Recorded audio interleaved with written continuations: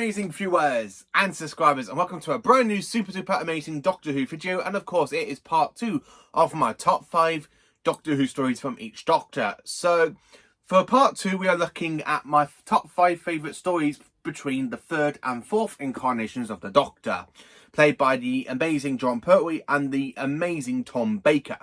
Now the 70s is my favourite decade, so there is going to be some honourable mentions in this video. So I'm going to be splitting this video up into 2 parts. So part 1 will be basically talking about the Tom Baker, and then of course I'll be pausing it to talk about Jon Pertwee swapped to Tom Baker. So it will be, and then I edit both together. So yeah, so let's dive into it, talking about my top 5 and honourable mentions stories for the 3rd Doctor, played by Jon Pertwee.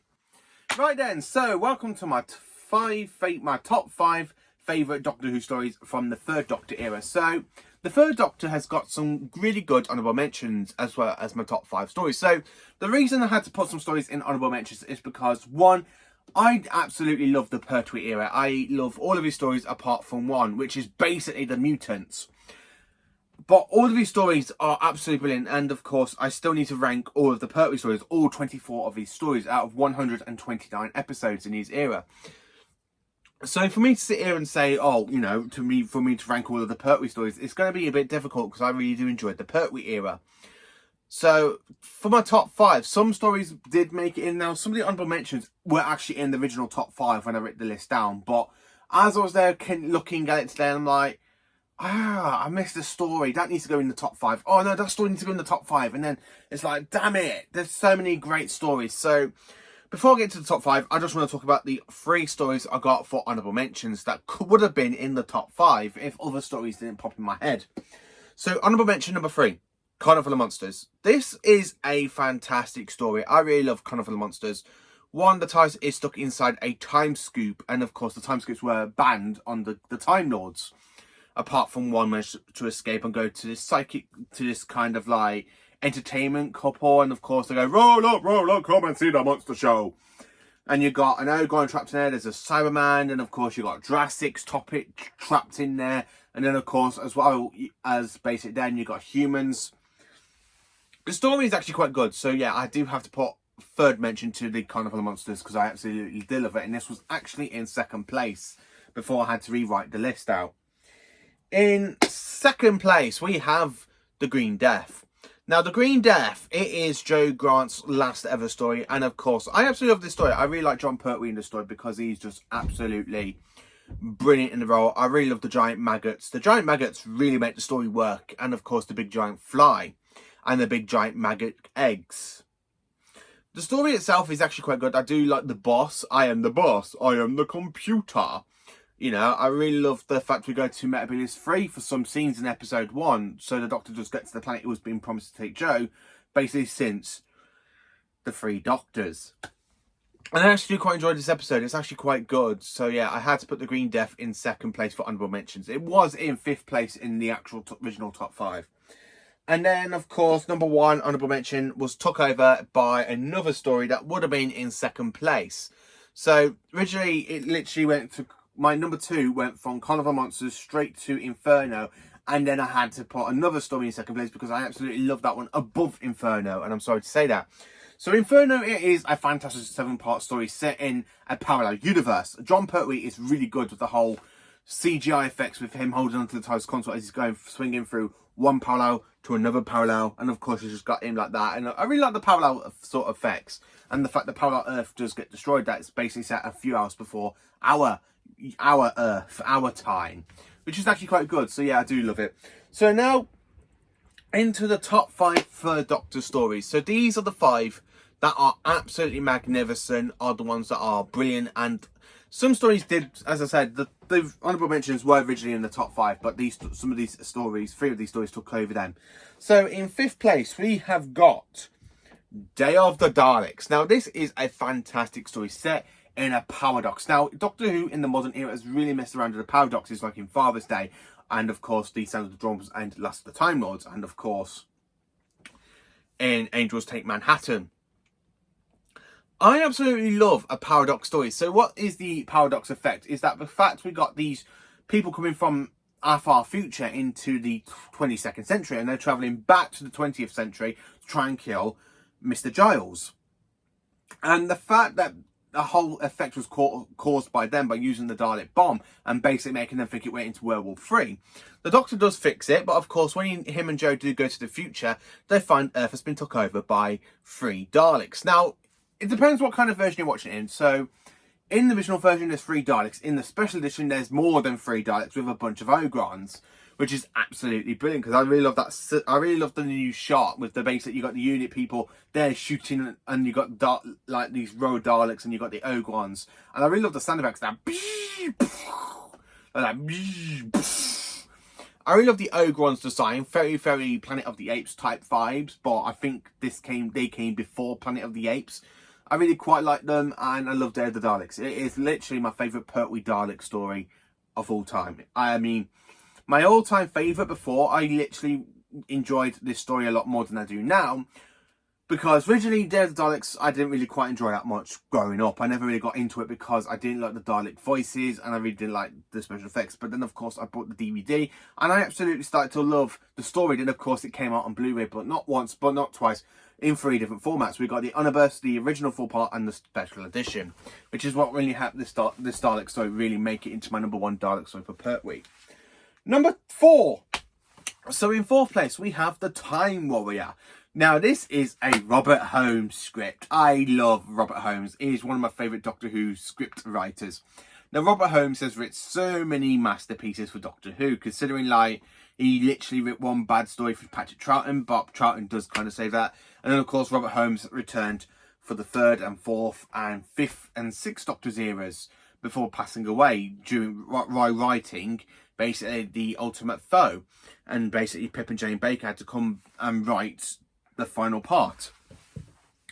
I absolutely love Robert Holmes's writing, and of course The Time Warrior is a really great one. It's a great story set in the Middle Ages. Now, it's really good to have a historian story for Pertwee because most of these stories are set during the modern day Earth or on alien planets. So it's good to have a prehistoric story for the 3rd Doctor. And this is the actual first proper historic episode in Doctor Who since the Highlanders back in 1967 in season 4, and of course this story is part of season 11, so it's been quite a while since we had a historian type story, and I absolutely love it. Now the Santoran Strax, Links, Links is actually one of my favourite Santarans. I do need to do a video ranking all the Santarans we have seen in Doctor Who. And I really do like Links. He's literally my favourite Santaran. I really love Links. He's absolutely brilliant. And I love the cat. The guest cats are brilliant as well. So in 4th place, we have The Time Warrior. In 3rd place, we have got the most magnificent story ever. And of course, it is my favourite multi-Doctor story. And not just my favourite multi-Doctor story. I know this is another sci-fi guy's favourite multi-Doctor story. And it has to go to the 3 Doctors. I absolutely love the 3 Doctors. Omega and the Jail Guards are brilliant. I really love the design. The fact the Time Lords are basically very, very weak because Omega is draining the power of Gallifrey into his black hole of antimatter, and the Time Lords have to pop out the Doctor from his other incarnation. So they literally take the 2nd Doctor out of his bit of his time stream into his own future. I really love the fact how Patrick Troughton and John Pertwee really bicker in this story, because between them, they have got great chemistry as their doctors. I really love that. You see, Joel, he is one of me. Oh, I see both times. Quite, but not quite. We're not just Time Lords. We're just, oh, please, you're just confusing my sister. Look, Joe, it's all quite simple. I and he is me. I absolutely love the 3 Doctors. It is a magnificent story. And then when you got William Hartnell, he throws in that line. So, you're my replacements, eh? A Dandy and a Clown. Yes. Like that. I really love Hartnell's literally impressionist. Ah, so you're my 2 replacements, eh? A Dandy and a Clown. I really love Hartnell. I really love his Doctor. And in fact, this is William Hartnell's last ever Doctor Who appearance because he passed away 2 years after the story was broadcast. It's really fitting to have this as his last ever acting role in his career. And then, of course, in 2nd place, we have got Spearhead from Space. And this story knocked out Inferno. Because, literally, Inferno wasn't originally in 2nd place, but this has knocked it out of the park. I absolutely flipping love Spearhead from Space. Again, this is another Robert Holmes' script. And I love Robert Holmes, as I said. Now, this story introduces us to the Autons and the Nestine consciousness, and I really love this story as well, because this is the story that follows on after the Doctor's exile and the TARDIS materialises in the jungle, and of course Pertwee falls out of the TARDIS, which is actually iconic, the way you just got Pertwee falling out with holding his head and literally collapses. I really love the hospital scenes. I really love the unit scenes as well, where he's there talking into the TARDIS, like he's there with the TARDIS, and of course he makes Liz Shaw, by manipulating her, get the key for him. And of course, the Brigadier goes, "Where's the key? You give it to him, haven't you? You do know." And of course, the Doctor does try to dematerialise, but of course, it's been exiled and loads of smoke came out. And he goes, "Sorry, my dear, the urge was a bit too strong." I absolutely love this story. I honestly do. And it is cracking, just cracking. And then, of course, number one, we have my all-time favourite Jon Pertwee story, aka The Sea Devils. This is written by Malcolm Hulke, and I really love the Sea Devils. Malcolm Hulke wrote The Cave Monsters, which is the debut story for the Homo Reptilia. And of course, that is the Silurians.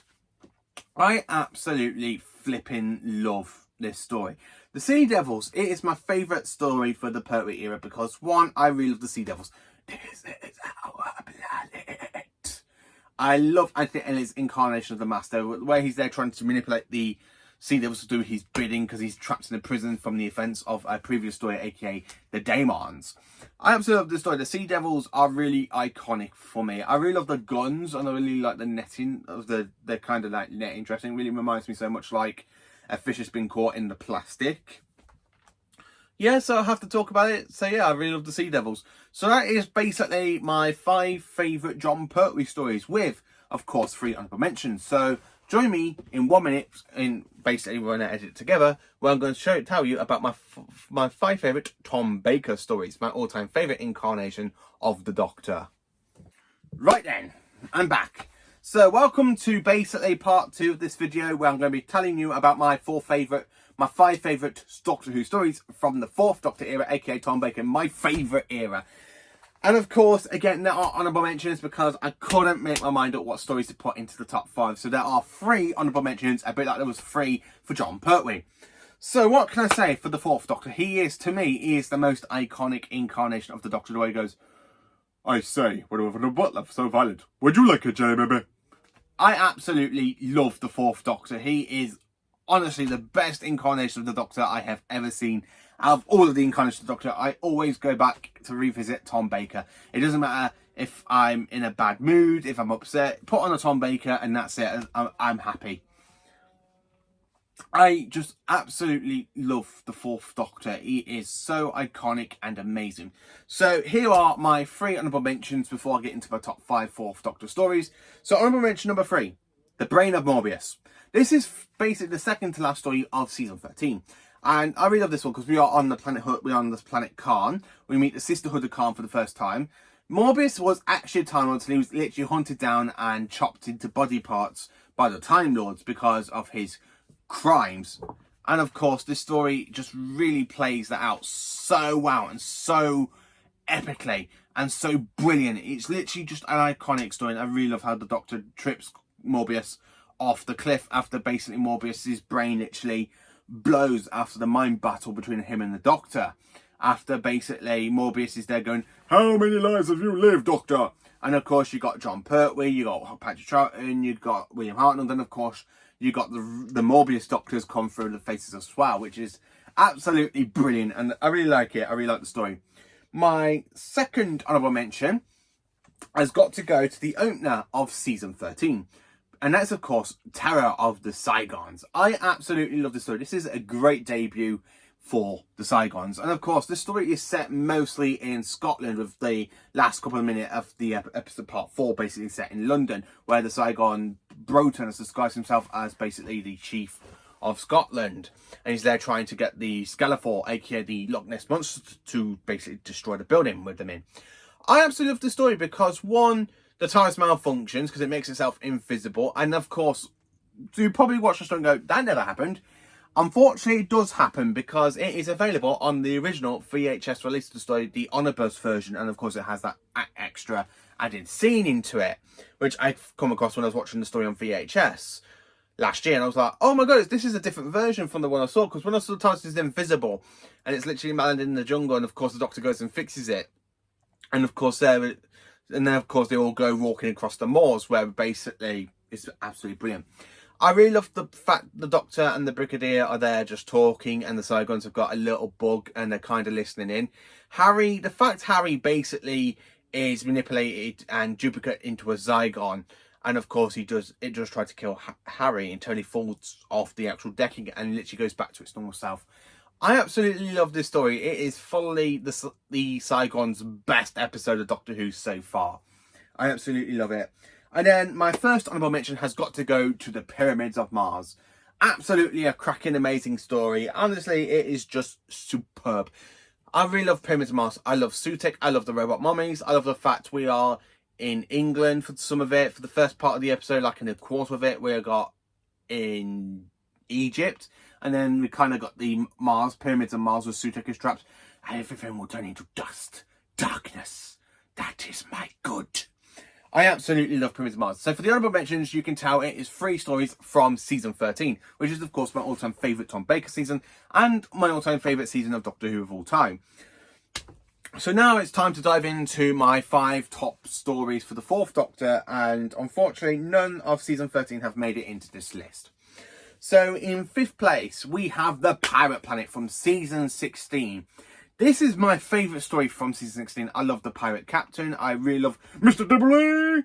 I really love the way how the actor shouts, Mr. Dibbley, like that. And of course, I really love the fact how the Doctor fakes his own fall off the actual pirate ship. And they're just there shooting, and then she goes, and the Doctor's there kind of hanging on, and it just turns out to be a hologram, which is absolutely brilliant. I love the fact the captain is there showing the Doctor all the little planets, really, that's been destroyed by the pirate planet. And he goes, "What's it for?"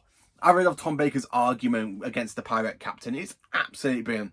Mary Tamm is brilliant as Romana 1. Now, I really don't like Mary Tamm as Romana that often. I mean, I didn't like her debut story. I really don't like her debut story, aka the Reboss operation. But I do like her from this story onwards, because she does get better in the role. I also do quite enjoy this one. I really love the Pirate Planet. It's just brilliant. Mr. February! Mr. February! I absolutely love it. Honestly, just brilliant. In 4th place, we have The Keeper of Traken from season 18. And this is my favourite story from season 18. I absolutely love this one. It is brilliant. And I really love the Trakens, because the Trakens are really brilliant.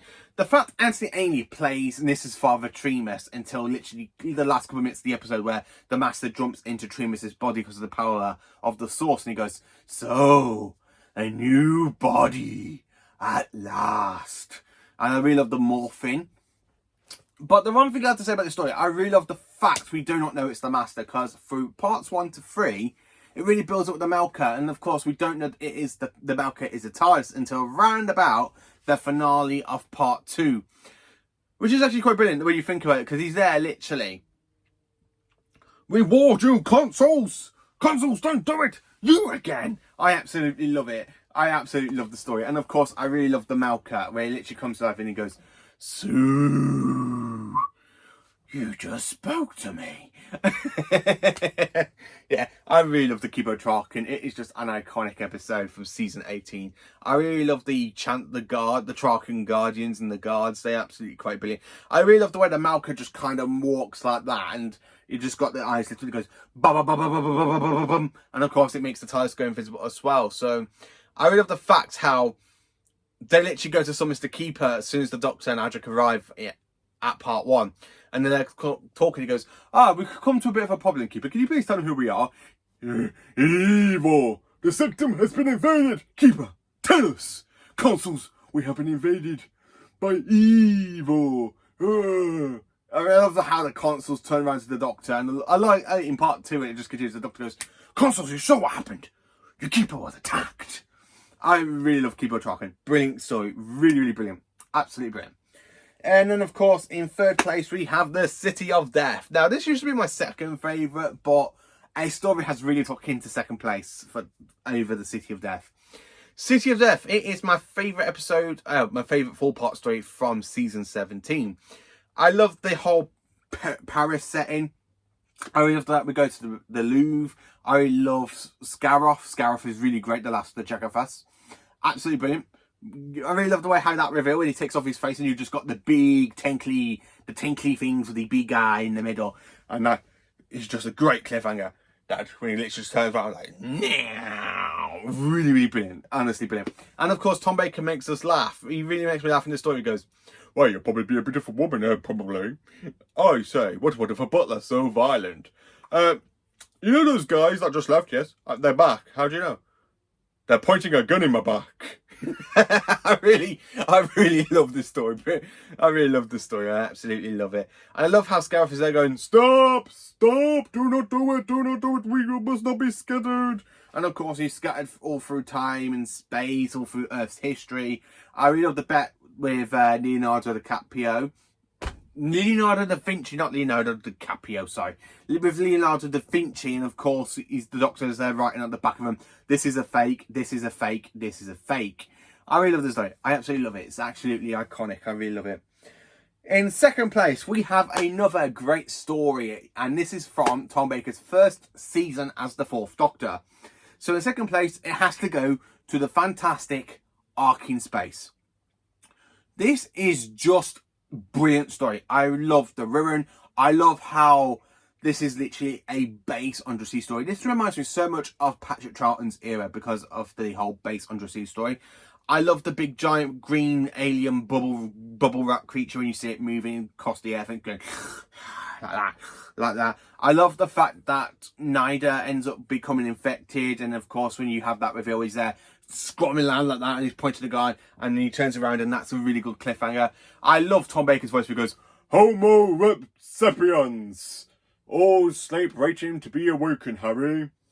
I really love that. And of course when the Doctor basically has his shoe fried, Harry has his shoe fried because the whole security thing. I really love it. Tom Baker is absolutely nailing the Doctor in this story, and this is the one I believe they filmed first for Tom to get him into the role of the Doctor before they went back and filmed Robot. I also love this one. I really love the Wirrn as well. I love the whole effect of the Wirrn flying through space trying to get to the Ark, and of course Nyder flies the rocket off and kills them all. I really love it. I really love the Ark in Space. It is a fantastic horror type story, and of course it is written by Robert Holmes. Yes, of course. It's written by Robert Holmes, and of course it's in second place, and I absolutely love it. I honestly do love it. The Ark in Space is brilliant, just brilliant.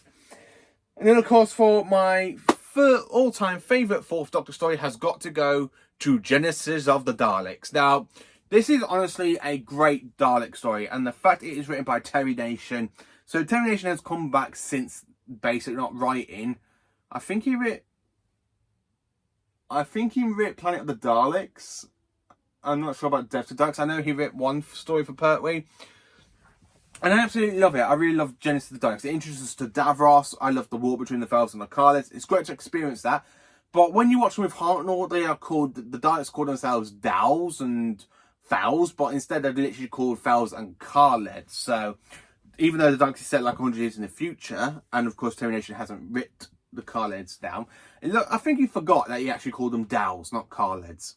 I absolutely love Tom Baker in this story, and of course when Davros tells him he's created the Mark III travel machine, and the Doctor goes, "Dalek, what? Dalek?" And of course he's there trying to tell Harry, and of course you got that scientist kind of listening in, and of course the fact that Davros basically give the Fells the way how to destroy the actual Carlet Dome, and of course he's there screaming revenge, and of course he calls the Daleks on the Fells to win total extermination. And I love how the Daleks turn against him by exterminating him and literally turn to the camera and go, "We have been delayed, not defeated. When the time is right, we will take our rightful place of the supreme power of the universe." I really love how Tom Baker is there talking to Harry, and Sarah goes, "But you failed." "Ah, I didn't fail. I've only delayed them by 1,000 years by holding on to the timing." I absolutely love it. I honestly do. So that is basically my top 5 Pertwee and my top 5 Tom Baker stories. What are your 5 favourite John Pertwee and Tom Baker stories? Let me know in the comments. Please do like, subscribe and share. And join me for more awesome Doctor Who content. Have a cracking day, you amazing viewers and subscribers.